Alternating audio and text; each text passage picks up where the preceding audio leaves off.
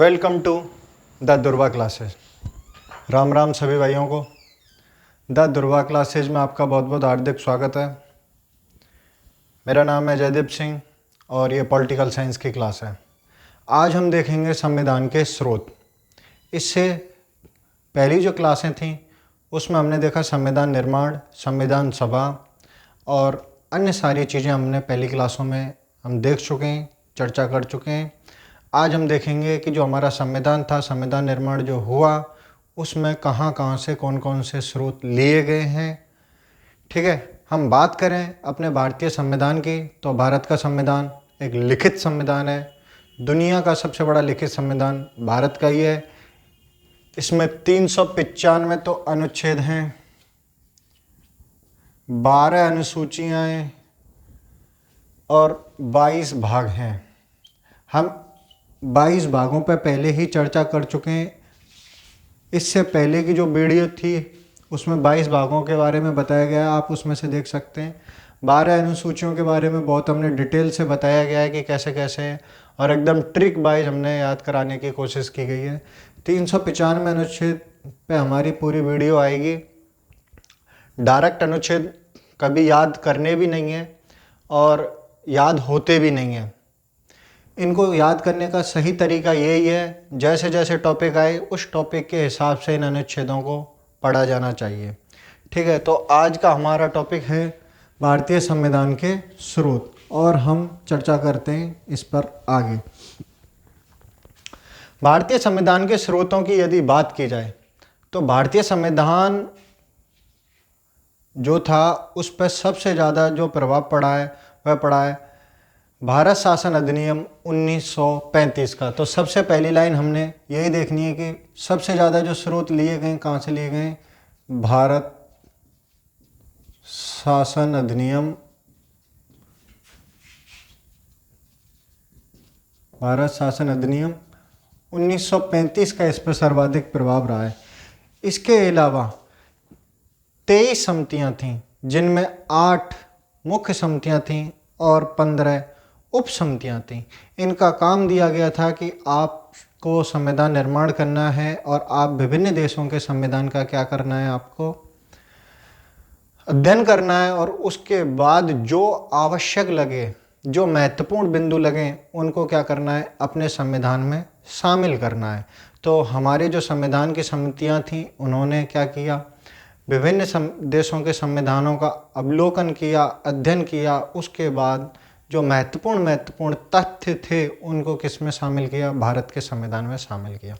तो देखते हैं जो सबसे ज़्यादा प्रभाव देखा जाता है वो भारत शासन अधिनियम का देखा जाता है, दूसरे नंबर पे देखा जाता है तो ब्रिटेन का देखा जाता है। लेकिन हम शुरुआत करेंगे यहाँ पे सबसे पहले अमेरिका से। हम देखेंगे कि अमेरिका के संविधान से क्या क्या लिया गया है। अमेरिका के संविधान की बात करते हैं। अमेरिका के संविधान से लिया गया है, सबसे पहले तो लिया गया है प्रस्तावना, दूसरे नंबर पर लिया गया है मौलिक अधिकार, इसके बाद लिया गया है न्यायिक पुनरावलोकन, इसके बाद लिया गया है जो संविधान की सर्वोच्चता है उसके बारे में लिया गया है। इसके साथ ही कई और उपबंध भी लिए गए हैं, हम उन पर भी आगे चर्चा करेंगे और देखेंगे ये सारी चीज़ें हैं क्या। सबसे पहले हम बात करेंगे क्या लिया गया है, प्रस्तावना की। सबसे पहले यही समझने की कोशिश करें, देखो रटना नहीं है चीज़ों को, कोशिश करना है कि रटना नहीं है चीज़ों को, हमें क्या है, समझना है। सबसे पहले हम बात करेंगे प्रस्तावना की। प्रस्तावना क्या है? प्रस्तावना को आप ऐसे समझिए, प्रस्तावना एक ब्लूप्रिंट की तरह होता है। उसमें ये लिखा होता है कि आपको क्या आगे डिटेलें मिलने वाली हैं, जो इसकी आत्मा है या जो मूल सार है वो पूरी की पूरी चीज़ें किस में मिलेंगी, प्रस्तावना में मिलेंगी। हमारी अगली वीडियो जहाँ तक है वो प्रस्तावना के ही बारे में रहेगी। तो अमेरिका से क्या लिया गया, प्रस्तावना का प्रारूप लिया गया है, प्रस्तावना का प्रारूप। लेकिन आपको ध्यान यहाँ पर यह देना होगा कि यदि बात की जाए प्रस्तावना की भाषा की, तो प्रस्तावना की भाषा कहाँ से ली गई है। अक्सर सवाल पूछा जाता है कि प्रस्तावना की भाषा तो हम दूसरी साइड में देखेंगे यहाँ पे प्रस्तावना की भाषा।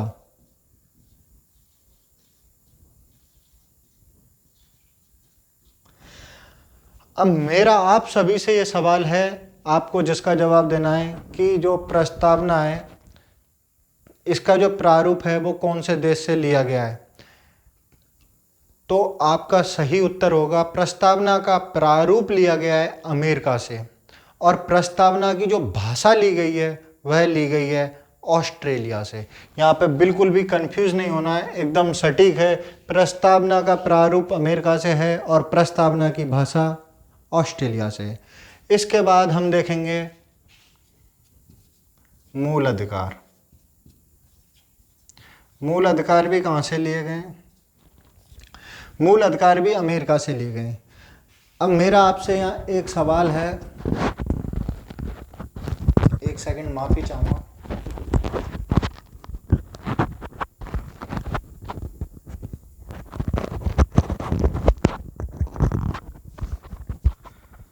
अब मेरा यहाँ आपसे एक सवाल है, जो प्रस्तावना है, सॉरी जो मूल अधिकार है, वह मूल अधिकार सबसे पहले किस देश में लागू किए गए? जो मूल अधिकार की अवधारणा है वो कौन से देश से ली गई थी? तो मुझे जहाँ तक लगता है आपका सभी का जवाब या ज़्यादातर का जवाब यही होगा कि सर जो मूल अधिकार थे उसकी अवधारणा ली गई है अमेरिका से। तो मैं आपको बता दूं, अमेरिका ने तो सबसे पहले मूल अधिकारों को लिपिबद्ध किया था। अपने संविधान में क्या किया था? लिपिबद्ध किया था, अपने संविधान में जगह दी थी। लेकिन अगर सबसे पहले मूल अधिकारों की बात की जाए तो सबसे पहले मूल अधिकार देखने को मिलते हमें ब्रिटेन से। लेकिन भारत ने जो मूल अधिकार लिए गए वह कहाँ से लिए गए? वह अमेरिका के संविधान से लिए गए हैं, क्योंकि वहाँ का सबसे पहला लिखित संविधान है। और हमने यहाँ के मूल अधिकारों के अनुसार भारत के लोगों की जो आवश्यकता थी उसके अनुसार मूल अधिकारों को भारतीय संविधान में क्या किया है? शामिल किया गया है। अब हम बात करते हैं मूल अधिकारों की। तो मूल अधिकार चलते हैं अनुच्छेद 12 से लेके अनुच्छेद 35 तक चलते हैं, और भाग आता है भाग 3। हमारे यहाँ भारतीय संविधान में भाग 3 में क्या है? मूल अधिकार है, और अनुच्छेद कौन सा है? 12 से 35। तो हम कह सकते हैं कि जो मूल अधिकार लिए गए थे भारतीय संविधान में वह भाग 3 में है, और अनुच्छेद 12 से 35 में इनका वर्णन देखने को मिलता है। इसके बाद हमने यहाँ पे देखने को मिलता है संविधान की सर्वोच्चता।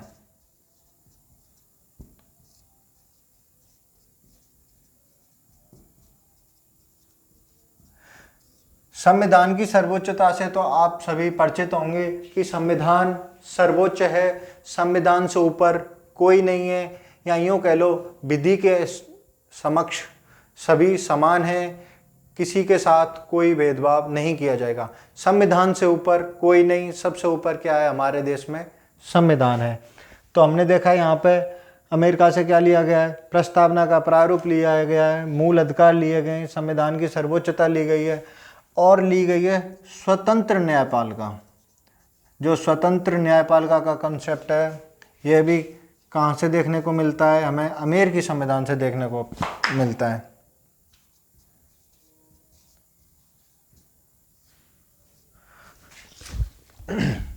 स्वतंत्र न्यायपालिका की अवधारणा भी हमें कहाँ से देखने को मिलती है? अमेरिका से मिलती है। इसी के साथ हमने लिया गया है राष्ट्रपति का जो निर्वाचन है, क्या लिया गया है? राष्ट्रपति का निर्वाचन।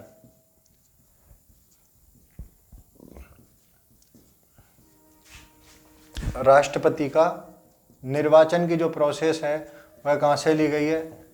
राष्ट्रपति के निर्वाचन की प्रोसेस भी अमेरिका से ली गई है। साथ ही हमने ये लिया है कि जो महाभियोग प्रोसेस है, जो राष्ट्रपति पे क्या लगता है? महाभियोग लगता है, ठीक है। राष्ट्रपति को पद से हटाने की जो प्रोसेस है वो भी कहाँ से ली गई है? अमेरिका से ली गई है। इसमें हम कह सकते हैं राष्ट्रपति, उपराष्ट्रपति,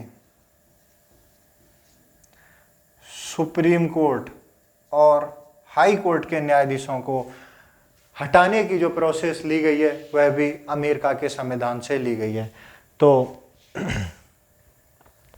हमने यहाँ पे देखा कि अमेरिका के संविधान से क्या क्या लिया गया है। हम उसे एक बार में समझने की कोशिश करते हैं कि अमेरिका के संविधान से क्या क्या लिया गया है।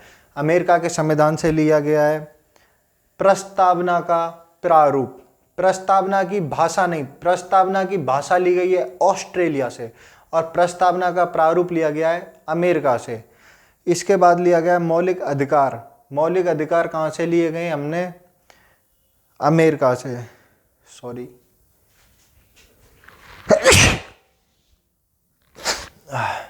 थोड़ा मौसम ऐसा ही चल रहा है तो सॉरी। तो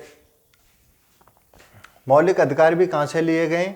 मौलिक अधिकार भी हमने कहाँ से लिए हैं? अमेरिका से लिए हैं। इसके बाद हमने लिया है संविधान की सर्वोच्चता ली है, न्यायिक पुनरावलोकन लिया है, न्यायालय की सर्वोच्चता ली है, महाभियोग की प्रोसेस ली है, राष्ट्रपति को, उपराष्ट्रपति को, सुप्रीम कोर्ट और हाई कोर्ट के न्यायाधीशों के हटाने की जो प्रोसेस है वो भी हमने कहाँ से ली है? अमेरिकी संविधान से ली है।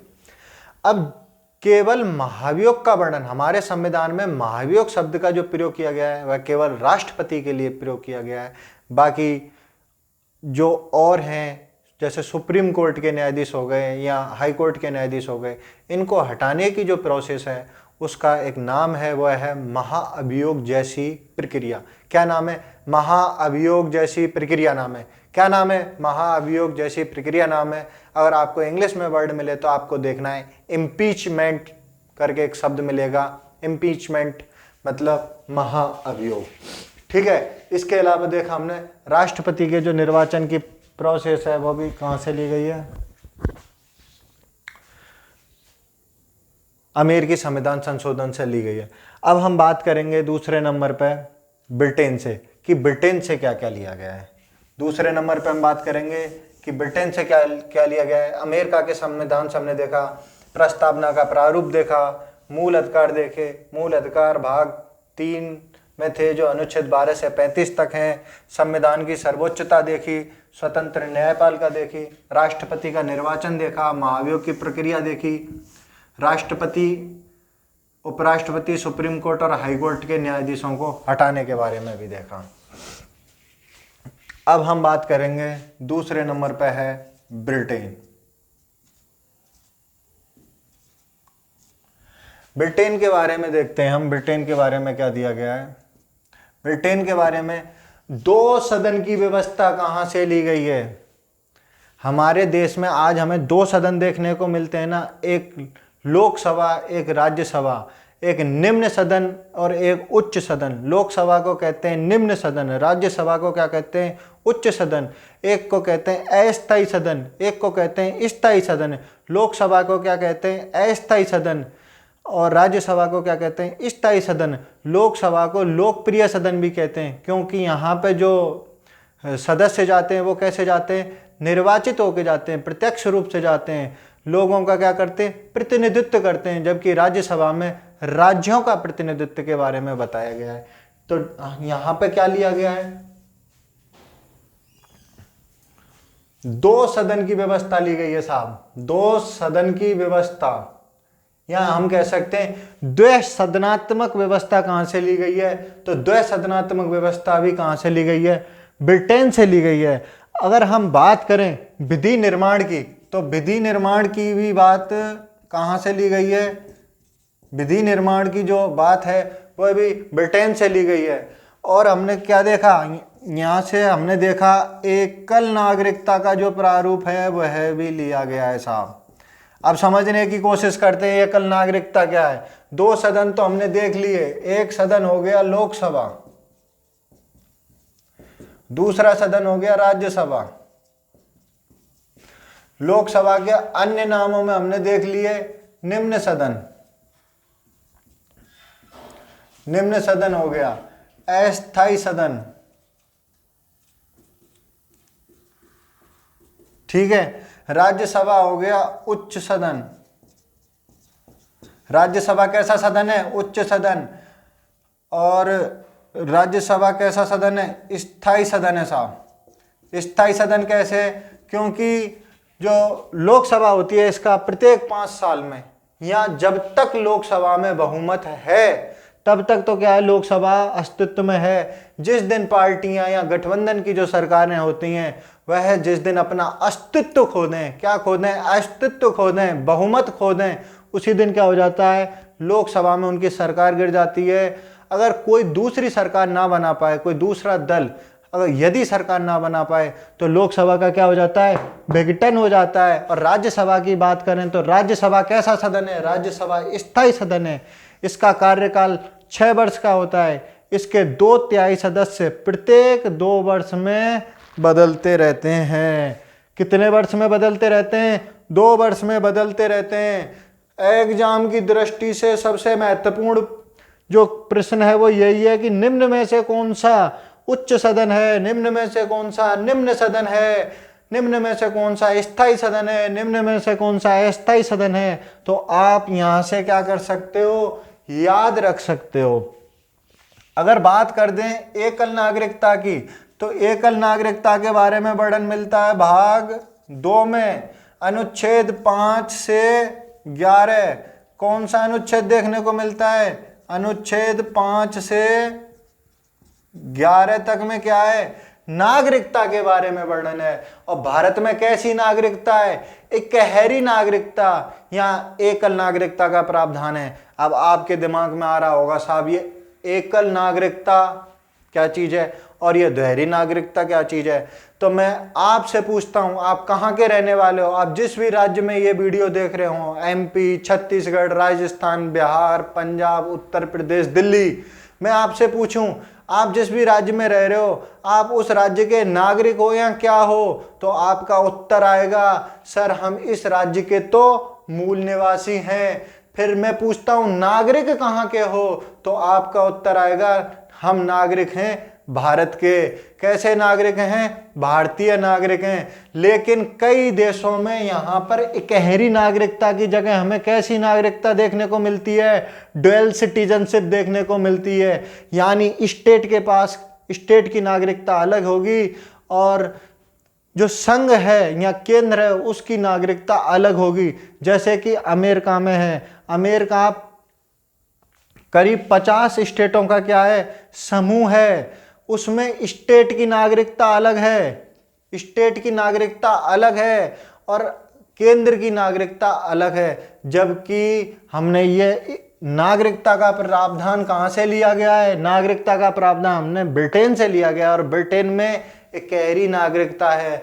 अगर भारतीय संविधान के अनुसार बात करें और यदि आप भारतीय संविधान के अनुसार बात करें तो भारतीय संविधान के भाग 2 में, भारतीय संविधान के भाग 2 में अनुच्छेद 5 से 11 तक, अनुच्छेद 5 से 11 तक रट लो, अनुच्छेद 5 से 11 तक किसका प्रावधान है? नागरिकता के बारे में वर्णन दिया गया। इसके बाद हमने लिया है मंत्रिमंडल। विधि निर्माण कौन करेगा? 2 सदन है, 2 सदनों में क्या निर्माण होगा? विधि का निर्माण होगा। ठीक है। अब यहाँ पे कुछ मंत्रिमंडल भी होगा साहब। मंत्रिमंडल के लिए विशेष अधिकार की बात की गई है। मंत्रिमंडल के विशेष अधिकार, मंत्रिमंडल के विशेषाधिकार की बात किसमें की गई है? ब्रिटेन से लिया गया है मंत्रिमंडल के विशेष अधिकार। हम इसे ऐसे याद कर सकते हैं कि ब्रिटेन से क्या क्या लिया गया है कि साहब सबसे पहले तो 2 सदन की व्यवस्था ली गई है। एक लोकसभा हो गया, एक राज्यसभा हो गया, 2 सदन हो गए। अब 2 सदनों में साहब क्या काम होगा? 2 सदनों में विधि का निर्माण होगा। तो विधि निर्माण कहाँ से लिया गया है? ब्रिटेन से लिया गया है। विधि का निर्माण कौन करेंगे? मंत्री करेंगे। तो मंत्रियों के क्या होंगे? कुछ विशेष अधिकार होंगे। तो विशेष अधिकार का भी प्रावधान कहाँ से लिया गया है? ब्रिटेन से लिया गया है। और क्या लिया गया है साहब? एकल नागरिकता ली गई है। और एक चीज और ली गई है साहब, वेरी वेरी मोस्ट, वह परमाधिकार लेख, परमाधिकार लेख ली गई है कि मंत्रियों ने जो कोई कानून बनाया उस पे रिट मंत्रियों के अलावा जो भी मतलब कानून बना, अब कानून सही है नहीं है इसके बारे में जब भी कोर्ट में केस जाएगा, जब भी क्या जाएगा, कोर्ट में केस जाएगा, मान के चलो कोई कोर्ट में केस चल रहा है, हाई कोर्ट में केस चल रहा है, तो उससे ऊपर जो कोर्ट होगा, मतलब ऐसे समझ के देखिए, एक हायर कोर्ट अपने लोअर कोर्ट को, मतलब एक जैसे कि सुप्रीम कोर्ट अपने से जो छोटा कोर्ट होगा हाई कोर्ट अपने से नीचे को क्या जारी कर सकता है, परमाधिकार लेख जारी कर सकता है। तो परमाधिकार लेख का भी उल्लेख कहां से लिया गया है, परमाधिकार लेख भी कहां से लिया गया है, ब्रिटेन से लिया गया है। ब्रिटेन से हमने देखा द्वैसदन की व्यवस्था देखी, विधि का निर्माण देखा, एकल नागरिकता देखी, भाग 2 देखा, भाग 2 अनुच्छेद 5 से 11 एकल नागरिकता, मंत्रिमंडल के हमने विशेष अधिकार देखे, परमाधिकार लेख देखा। इसी के साथ हमने दोनों सदनों के नाम देखे। अब हम देखेंगे तीसरे नंबर पे है हमारा आयरलैंड, कि साहब हमने आयरलैंड से क्या क्या अपने संविधान में शामिल किया।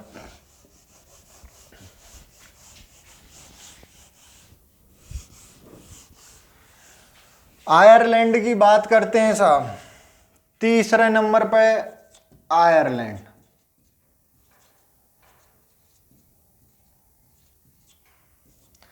आयरलैंड से सबसे पहले तो लिए राज्य के नीति निर्देशक तत्व, मैं इनको ऐसे शॉर्ट में लिख दे रहा हूं, DPSP,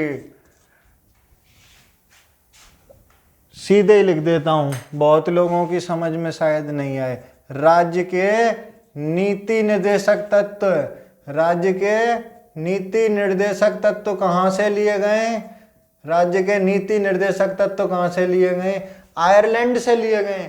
अब आप सोच रहे होंगे साहब ये राज्य के नीति निर्देशक तत्व हैं क्या, आ रहा होगा ना दिमाग में, राज्य के नीति निर्देशक तत्व क्या हैं। यदि आप जागृत अवस्था में बैठे हुए हैं और क्लास को बड़े ध्यान से देख रहे हैं, नोट्स बनाओ, साथ साथ नोट्स बनाओ। नोट्स बनाने से चीजें क्या होंगी, एक तो आप सुन रहे हो, एक आप लिख रहे हो, तो चीजें ज्यादा स्थायी होंगी।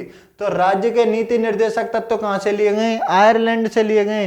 राज्य के नीति निर्देशक तत्वों का मतलब है कि राज्य के लिए निर्देश दिए गए कि जब आप विधि का निर्माण करोगे तो किन किन चीजों को आपको क्या रखना है, ध्यान में रखते हुए क्या बनानी है, विधि का निर्माण करना है या नीति का निर्माण करना है। इसका प्रावधान, राज्य के नीति निर्देशक तत्वों का प्रावधान भाग 4 में देखने को मिलता है साहब।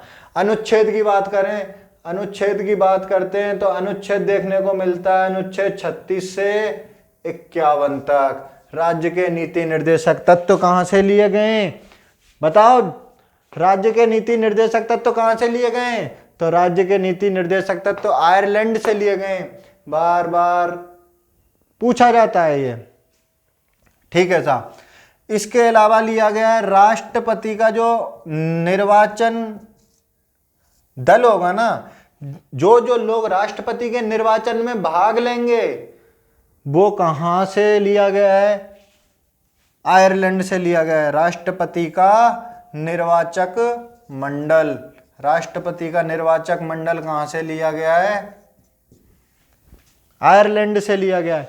राष्ट्रपति के निर्वाचन में कौन कौन भाग लेता है, वैसे तो हम पूरा राष्ट्रपति पढ़ाएंगे, पर थोड़ा सा समझने की कोशिश करते हैं। राष्ट्रपति के निर्वाचक मंडल के बारे में कहां से लिया गया है, आयरलैंड से लिया गया है।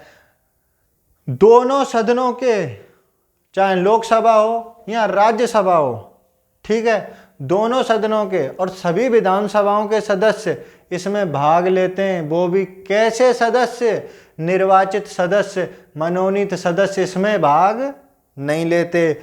और जो राष्ट्रपति का चुनाव होता है वो एक पद्धति है साहब, विशेष पद्धति है, उसका नाम है एकल संक्रमणीय, क्या नाम है, एकल संक्रमणीय गुप्त मतदान प्रणाली, ठीक है। ये सब चीजें हम राष्ट्रपति में हालांकि देखेंगे।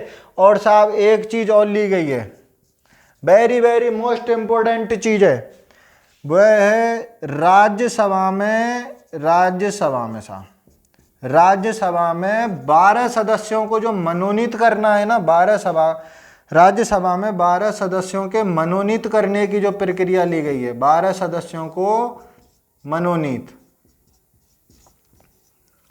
राज्यसभा में 12 सदस्यों के मनोनीत करने के बारे में जो लिया गया है वो कहाँ से लिया गया है? आयरलैंड से लिया गया है। अब साहब ये जो 12 सदस्य होंगे राज्यसभा में, जो 12 सदस्यों को मनोनीत किया जाएगा, अब वो होंगे कहाँ से? किन व्यक्तियों को राष्ट्रपति जी राज्यसभा में मनोनीत करेंगे? तो मैं बता दूं, उनका है साहित्य, कला, विज्ञान और समाज सेवा। अक्सर करके इनका क्रम पूछ लिया जाता है, तो इस क्रम को याद रखना, साहित्य, कला, विज्ञान और समाज सेवा। केवल 4 ही चीजें हैं। कितनी चीजें? 4 ही चीजें। साहित्य, कला, विज्ञान और समाज सेवा में उल्लेखनीय योगदान देने वाले व्यक्ति को राष्ट्रपति जी राज्यसभा में क्या कर सकते हैं? मनोनीत कर सकते हैं। ठीक है साहब, लिखने की आवश्यकता है क्या? साहित्य, कला, विज्ञान और समाज सेवा। चलो लिख देते हैं, साहित्य, कला, विज्ञान और समाज सेवा। साहित्य, कला, विज्ञान और समाज सेवा में उल्लेखनीय कार्य करने वाले या उल्लेखनीय जो योगदान देने वाले व्यक्तियों को राष्ट्रपति जी राज्यसभा में ऐसे 12 सदस्यों को क्या करेंगे? मनोनीत करेंगे। ठीक है, अब इसके बाद देखेंगे हमारा 4th नंबर पे है या 4थे नंबर पे है, नाम ले लेते हैं साहब, ऑस्ट्रेलिया। ऑस्ट्रेलिया से क्या लिया गया है? ऑस्ट्रेलिया से लिया गया है, देखिए मैं आपको यहां पे एक चीज क्लियर कर दूं, जो संविधान के स्रोत है ना, आप उनको रट लो, ज्यादा नहीं है। 10 देशों से हमने मेन चीजें ली हैं, जिसमें से हम 3 को देख चुके हैं, 4-5 और बाकी हैं। यहां से लगभग एग्जामों में 1 से 2 क्वेश्चन देखने को आपको मिलेंगे। भले ही वो एग्जाम राजस्थान पुलिस का हो, भले ही वो एग्जाम सीईटी का हो, भले ही वो एग्जाम यूपी पुलिस का हो, भले ही वो एग्जाम हरियाणा पुलिस का हो, भले ही वो एग्जाम जेल प्रहरी का हो, पटवारी का एग्जाम हो, 3rd ग्रेड का एग्जाम हो, 2nd ग्रेड का एग्जाम हो, 1st ग्रेड का एग्जाम हो, कोई सा भी एग्जाम हो, संविधान के स्रोतों से एक ना एक क्वेश्चन आपको निश्चित देखने को मिलेगा। तो अपने को ये टॉपिक तो बिल्कुल ये मानो रट डालना है। क्या करना है? रट डालना है। ऑस्ट्रेलिया से क्या क्या लिया गया है? तो ऑस्ट्रेलिया से लिया गया है, जैसा कि हमने पहले देखा, प्रस्तावना की भाषा ली गई है साहब। प्रस्तावना की भाषा, प्रस्तावना की भाषा कहां से ली गई है? ऑस्ट्रेलिया से ली गई है। प्रस्तावना की भाषा की बात कर रहा हूं। प्रस्तावना की भाषा ऑस्ट्रेलिया से। और प्रस्तावना का प्रारूप कहां से लिया गया? तो प्रस्तावना का प्रारूप लिया गया है साहब अमेरिका से। दूसरी चीज ली गई है साहब समवर्ती सूची। समवर्ती सूची भी कहां से ली गई है? समवर्ती सूची का उल्लेख भी कहां से लिया गया है? तो यह भी ऑस्ट्रेलिया से लिया गया है। अब आप सोच रहे होंगे, बहुतों के दिमाग में होगा कि समवर्ती सूची साहब है क्या? तो बताया ना, पिछली वीडियो में बताया था कि जो भाग 7 है उसमें केंद्र और राज्यों के मध्य शक्तियों का क्या किया गया है? विभाजन किया गया है, बंटवारा किया गया है। महत्वपूर्ण विषयों का बंटवारा किया गया है। यहाँ शक्ति का संबंध होता है विषयों से। तो 3 तरीके की वो सूची बताई थी, संघ सूची, राज्य सूची, समवर्ती सूची। तो समवर्ती सूची भी कहां से ली गई है? समवर्ती सूची भी कहां से ली गई है? ऑस्ट्रेलिया से ली गई है साहब। समवर्ती सूची भी कहां से ली गई है? ऑस्ट्रेलिया से ली गई है। इसके अलावा साहब केंद्र और राज्य के मध्य जो संबंध होंगे, किसके मध्य? केंद्र और राज्य के मध्य संबंध, केंद्र और राज्य के मध्य संबंध, केंद्र और राज्य के मध्य संबंध भी कहां से लिए गए? ऑस्ट्रेलिया से लिए गए। और साहब बहुत महत्वपूर्ण बात, संयुक्त बैठक। संसद के दो सदन हैं, लोकसभा और राज्यसभा। अब दोनों सदनों में किसी कारण से क्या उत्पन्न हो गया? गतिरोध उत्पन्न हो गया। मान के चलो कोई क्या लाया गया? विधेयक लाया गया, बिल लाया गया। अब बिल पे क्या है कि लोकसभा और राज्यसभा में क्या नहीं बन रही है? बात नहीं बन रही है। वो बिल क्या नहीं हो रहा है? पास नहीं हो रहा है। दोनों ही दलों में, मतलब दोनों ही सदनों में क्या है? आपस में बात नहीं बन रही है। तो राष्ट्रपति जी क्या करेंगे साहब? दोनों सदनों की संयुक्त बैठक करवाएंगे। और संयुक्त बैठक का प्रावधान अनुच्छेद 108 में है। रट लो, अनुच्छेद 108। ऐसे याद कर लो कि संयुक्त बैठक कब होगी? जब 108 एम्बुलेंस आएगी। 108 नंबर ही है ना एम्बुलेंस का पहले। अब तो पता नहीं मेरे को अभी भी कितना है या नहीं है, कि जब कोई घटना घट जाती है तो फिर करते हैं ना लोग चर्चा संयुक्त रूप से इकट्ठे होके। तो अनुच्छेद 108 में किसका उल्लेख है? संयुक्त बैठक का उल्लेख है। अब संयुक्त बैठक बुलाई किसने? संयुक्त बैठक को हमेशा राष्ट्रपति जी बुलाते हैं, लेकिन संयुक्त बैठक की अध्यक्षता कौन करता है? तो संयुक्त बैठक की अध्यक्षता मेरे दोस्तों याद रखो, मैंने भी कई एग्जाम दिए, मैंने भी पिछले कई एग्जामों में यह क्वेश्चन को देखा है। संयुक्त बैठक की अध्यक्षता लोकसभा का अध्यक्ष करेगा। ठीक है साहब, संयुक्त बैठक हो गई। इसके अलावा व्यापार और वाणिज्य की बात भी कहाँ की गई है? व्यापार और वाणिज्य, व्यापार वाणिज्य की स्वतंत्रता कह लो या अंतरराज्य के स्तर पे बात हो रही है। यहाँ पे व्यापार एवं वाणिज्य के बारे में भी कहाँ उपबंध जो लिया गया है वो कहाँ से लिया गया है? ऑस्ट्रेलिया से लिया गया है। ये हमने 4 हो गए। अब हम देखेंगे 5। पांचवा क्या है साहब? जर्मनी। अब हम देखेंगे साहब जर्मनी से क्या लिया गया है।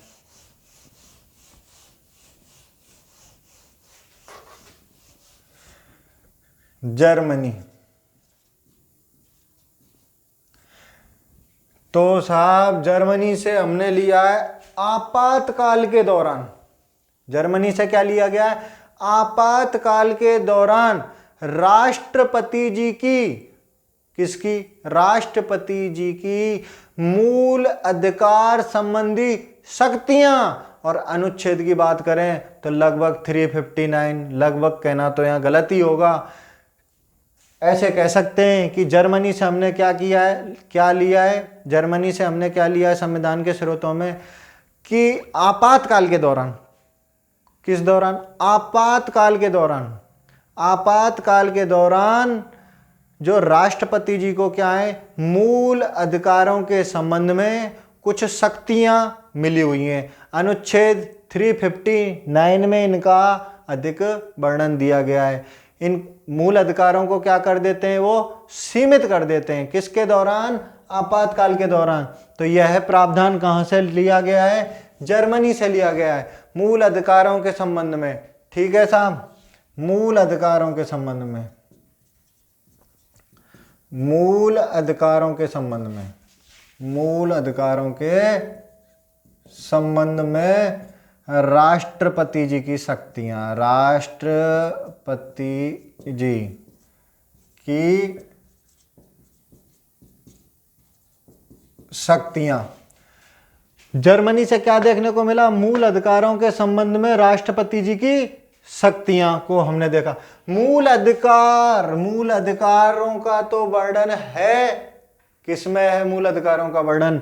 मूल अधिकारों का वर्णन है भाग 3 अनुच्छेद 12 से 35, लेकिन यहाँ पे मूल अधिकारों के संबंध में, और वो भी कब?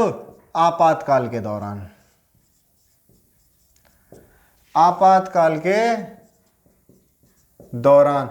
आपातकाल की बात करते हैं साहब, आपातकाल के अनुच्छेदों की बात करें तो अनुच्छेद चलते हैं 352 से 360, और भाग की बात करते हैं तो भाग 18। ठीक है, भाग 18 में आपातकाल के दौरान आपातकाल का उपबंध है, और अनुच्छेद 352 से लेकर 360 तक है। ये तो बात हो गई साहब जर्मनी की। अब हम देखेंगे कनाडा से क्या क्या लिया गया है। कनाडा से हमने लिया है संघ की विशेषता या संघात्मक विशेषता का वर्णन हमने कहाँ से लिया है? कनाडा से लिया है। और क्या लिया है साहब? अवशिष्ट शक्तियां हमने कहाँ से ली हैं? कनाडा से लिए हैं। कनाडा, कनाडा से हमने क्या लिया है? संघात्मक विशेषता।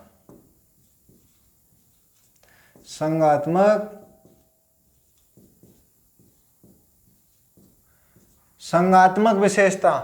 अगर देखो संघात्मक विशेषता की बात की जाए तो दुनिया में अभी तक सबसे अच्छा जो संघ माना जाता है वह अमेरिका का माना जाता है। अमेरिका की संघीय व्यवस्था को सबसे मजबूत संघीय व्यवस्था माना जाता है। लेकिन हमने अमेरिका की संघीय व्यवस्था को नहीं अपनाया है। हमने किसकी संघीय व्यवस्था को अपनाया है? हमने कनाडा की संघीय व्यवस्था को अपनाया है। इसके पीछे कुछ वजह हैं, क्योंकि जो अमेरिका है उसमें राज्यों ने क्या किया था? एक समझौता किया था। उस समझौते के आधार पे पूरा अमेरिका का निर्माण हुआ। अमेरिका को इंग्लिश में यूनाइटेड स्टेट ऑफ अमेरिका इसीलिए कहते हैं कि उन स्टेटों ने क्या किया था? एक यूनियन बनाया था। अगर व्यवस्था की बात की जाए तो दो प्रकार की व्यवस्था होती है, एक संघात्मक व्यवस्था और एक एकात्मक व्यवस्था। तो भारत ने संघात्मक व्यवस्था को तो अपनाया है, लेकिन कैसी संघात्मक व्यवस्था? जो ली गई है हमने वह कनाडा से ली गई है। इसके बाद हमने ली गई है कनाडा से अपशिष्ट शक्तियां साहब। अपशिष्ट शक्तियां हमने कहां से ली गई हैं? कनाडा से ली गई हैं। अब साहब ये अपशिष्ट शक्तियां क्या हैं, इनको समझने की कोशिश करते हैं। हमने 3 लिस्टों का या 3 सूचियों का वर्णन देखा, संघ सूची, राज्य सूची, समवर्ती सूची। कुछ विषय ऐसे थे जिनका वर्णन किस में दिया गया था? संघ सूची में दिया गया था। कुछ विषय ऐसे थे जिसमें राज्य सूची में वर्णन है, और कुछ ऐसे थे जिनका समवर्ती सूची में है। संघ सूची में कितने विषय थे? 97 विषय थे मूल संविधान में, अब 98 हो गए। राज्य सूची में 66 विषय थे, अब 62 हो गए। समवर्ती सूची में 47 विषय थे, अब 52 हो गए। अब बात आई कि आज से 75 साल पहले जो संविधान बना है उसके बाद भी और भी कई विषय होंगे, तो वो अब विषय कहाँ जाएंगे? तो उन विषयों पे संविधान ये कहता है कि इन्हें अवशिष्ट शक्तियां माना जाए, और इन पे जो विधि का निर्माण होगा या विधि निर्माण की जो शक्ति दी गई है वो किसको दी गई है? केंद्र को दी गई है। और यह व्यवस्था हमने कौन से संविधान से ली गई है? तो यह व्यवस्था हमने कनाडा के संविधान से ली गई है, क्योंकि हमने अपने देश के जो संविधान है, जो भारतीय संविधान है, इसमें केंद्र को मजबूत बनाया है, राज्यों को कम महत्वपूर्ण विषय दिए और केंद्र के लिए अधिक महत्वपूर्ण विषय दिए। इसीलिए जितनी भी अपशिष्ट शक्तियां थी हमने किसको दी? केंद्र को दी। ठीक है साहब, संघात्मक विशेषता हो गई। और हमने इसी के साथ देखा राज्यपाल की नियुक्ति। राज्यपाल की नियुक्ति, राज्यपाल की नियुक्ति का जो उल्लेख मिलता है, या राज्यपाल जो राज्यपाल का जो हमने पद लिया है, राज्यपाल की जो नियुक्ति की जाती है, वह भी हमने कहाँ से लिया? कनाडा से लिया। अब हम बात करें साहब राज्यपाल की नियुक्ति, अगर हम देखें तो इसका उल्लेख मिलता है संविधान के अनुच्छेद 155 में। कनाडा से क्या क्या लिया एक बार फिर से देखेंगे। संघात्मक विशेषता ली, हमने बहुत अच्छे से समझा संघात्मक विशेषता क्या है। अपशिष्ट शक्तियां ली, हमने बहुत अच्छे से देखा अपशिष्ट शक्तियां क्या है। राज्यपाल की नियुक्ति के बारे में भी देखा साहब, राज्यपाल की नियुक्ति कहाँ से ली? कनाडा से ली साहब। राज्यपाल जो होता है वो केंद्र के प्रतिनिधि की तरह कार्य करता है, कहाँ? राज्यों में। और साहब एक मजेदार बात, हमने साहब कनाडा से और क्या लिया? हमने लिया कनाडा से, देखिए भारत के लोग जो पंजाबी लोग हैं वह बहुत लोग कहाँ जाते हैं? कनाडा जाते हैं। अब कनाडा जाके उनको कोई गोरी मैडम पसंद भी आ जाती है, अब उसको प्रपोज करने से पहले क्या कर लेना चाहिए? सलाह कर लेनी चाहिए, परामर्श ले लेना चाहिए उसके किससे? यार दोस्तों से, कि इसका पहले से किसी के साथ रिलेशनशिप में तो नहीं है। यानी परामर्श की शक्ति हमको ऐसे याद कर लेने के लिए एक ट्रिक के तौर पर मैं इसे बता रहा हूं, बाकी का इसका संविधान का कोई लेना देना नहीं है, ट्रिक के तौर पर बता रहा हूं। तो अपन आई लव यू को अंग्रेजी में क्या बोलते हैं? 1 4 3। तो 1 4 3 की शक्ति कहां से ली गई है? कनाडा से ली गई है। यानी राष्ट्रपति जी सुप्रीम कोर्ट से क्या कर सकते हैं? परामर्श कर सकते हैं। सुप्रीम कोर्ट से परामर्श लेने की शक्ति राष्ट्रपति जी को कौन से अनुच्छेद में है? 143 में। और ये ली कहां से गई है? तो कनाडा से ली गई है। ठीक है साहब, अब इस पे और थोड़ी सी चर्चा कर लेते हैं। राष्ट्रपति जी जो हैं वह सुप्रीम कोर्ट द्वारा दी गई किसी भी सलाह को मानने के लिए बाध्य नहीं है। ये तो बात हो गई साहब राष्ट्रपति जी की। साथ ही हमें यह भी ध्यान रखना होगा, सुप्रीम कोर्ट भी सलाह देने के लिए क्या नहीं है? बाध्य नहीं है।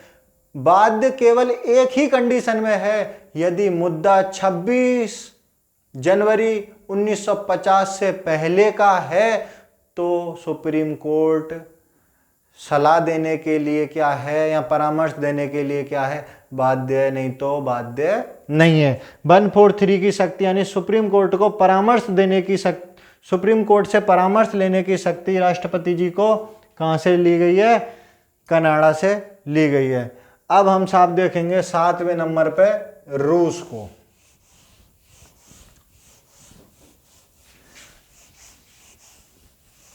अगला स्रोत देखेंगे हम रूस। रूस से क्या लिया गया है? रूस से साहब लिए गए मौलिक कर्तव्य।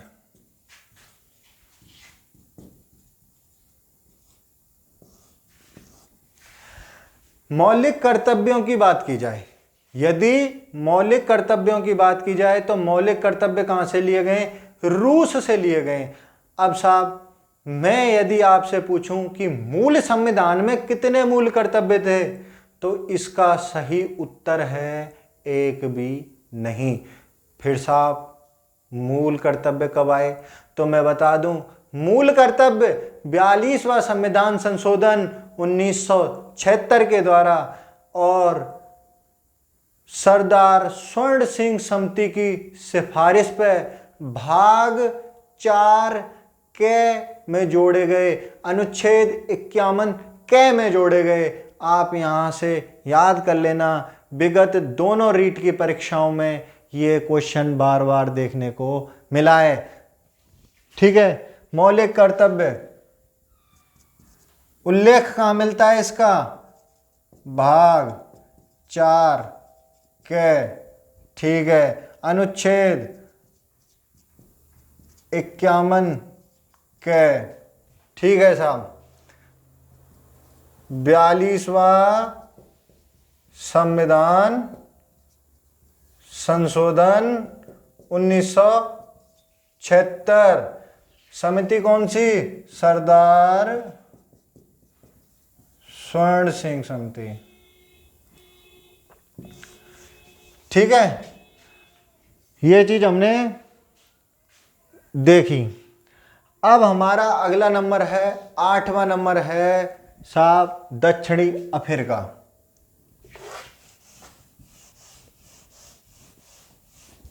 आठवें नंबर पे हम क्या देखेंगे? दक्षिणी अफ्रीका। तो दक्षिणी अफ्रीका से हमने क्या क्या लिया साहब? दक्षिणी अफ्रीका से लिया हमने संविधान संशोधन की प्रक्रिया। संविधान संशोधन, संविधान संशोधन की प्रक्रिया। संविधान संशोधन की प्रक्रिया, संविधान संशोधन की प्रक्रिया हमने कहां से ली? तो सॉरी, मैं नाम लिखना यहां पे भूल गया, लिख ही देता हूं।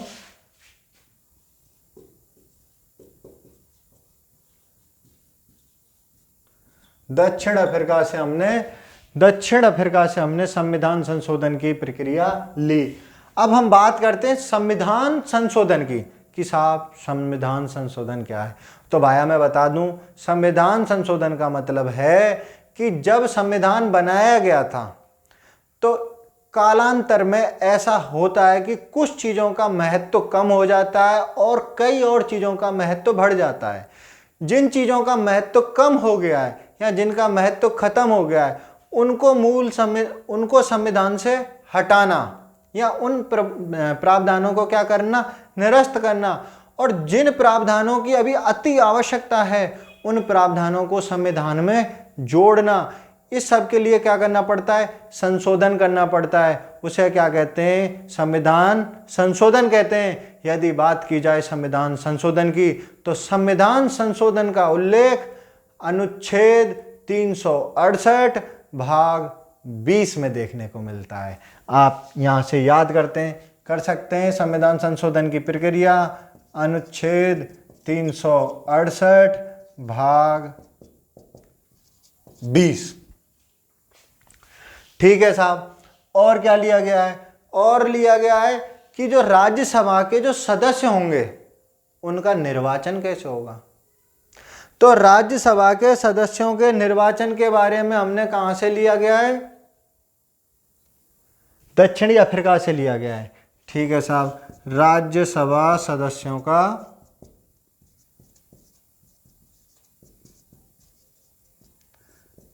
निर्वाचन या निर्वाचन पद्धति कह लो, ये हमने कहां से ली गई है साहब? दक्षिणी अफ्रीका से ली गई है। इससे पहले हमने जो देखा था वो राज्यसभा में राष्ट्रपति जी द्वारा 12 सदस्यों को मनोनीत करना देखा था। वो किससे होंगे? साहित्य, कला, विज्ञान और समाज सेवा से होंगे। वो मनोनीत करने की बात थी, लेकिन जो राज्यसभा में जो सदस्यों को क्या किया जाएगा? निर्वाचित किया जाएगा या उनका निर्वाचन होगा, वो कैसे होगा? उसका प्रावधान कहां से लिया गया है? दक्षिणी अफ्रीका से लिया गया है। अब हम देखेंगे फ्रांस।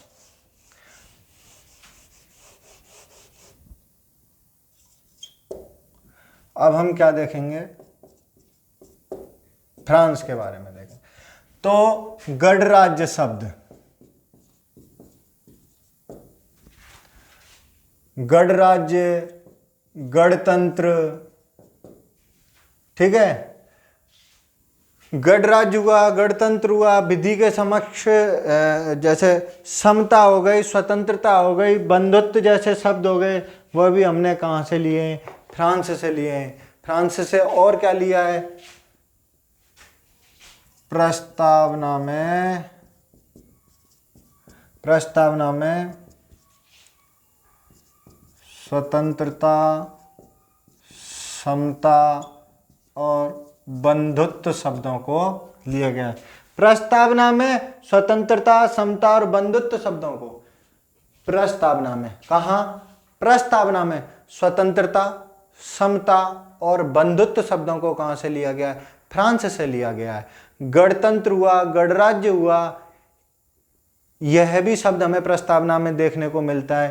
तो इसका भी उल्लेख हमने कहाँ से लिया गया है, तो ये भी हमने फ्रांस से लिया गया है। यहाँ पे ध्यान रखने वाली एक बात और है, रूस से हमने एक चीज और भी ली है साहब। मौलिक कर्तव्य तो लिए ही गए, इसी के साथ हमने देखा था मौलिक कर्तव्य तो है ही, मौलिक कर्तव्यों के अलावा आर्थिक,